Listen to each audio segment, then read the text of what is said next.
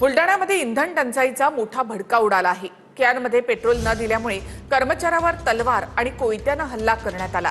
आरोपी फरार झालेला आहे। गुरुवारी पेट्रोलसाठी झालेली बुलढाण्यामधली पळापळ देशभरामध्ये व्हायरल झाली। गुरुवारी बुलढाण्यामधील लोणार तालुक्यात पेट्रोल पंपावर डिझेल वाटप सुरू करताच नागरिक कॅन घेऊन पंपाच्या दिशेने धावत सुटले।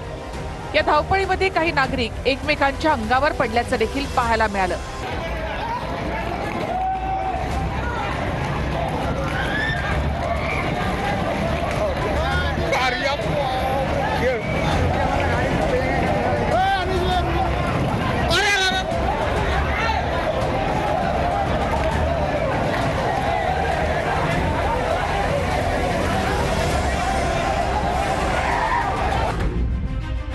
त्याच बुलढाण्यामध्ये आता पेट्रोलसाठी मारहाण झाल्याच्या 2 घटना घडल्यात।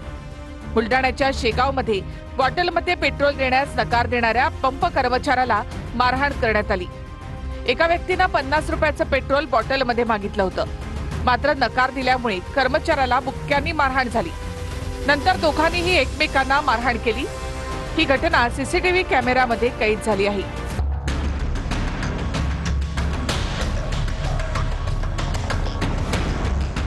खामगाव अकोला मार्गावरील पिंपरा फाट्यावरील केके रिलायन्स पंपावरच्या कर्मचाऱ्याला तलवार आणि कोयत्याने मारहाण करण्यात आली। कॅनमध्ये पेट्रोल का देत नाही या कारणावरून ही मारहाण करण्यात आल्याची माहिती मिळते। मारहाणीमध्ये पेट्रोल पंप कर्मचारी सागर आचार जखमी झालाय, तर अमोल जाधव, अक्षय जाधव, चेतन जाधव सह चौघांवर गुन्हा दाखल करण्यात आलाय। मशागतीच्या कामासाठी इंधन मिळत नसल्यामुळे संतप्त शेतकऱ्यांनी बुलढाणा मलकापूर मार्गावर रास्ता रोको केला। आंदोलनामुळे बुलढाणा मलकापूर मार्गावरची वाहतूक जवळपास अर्धा तास पूर्णपणे ठप्प होती।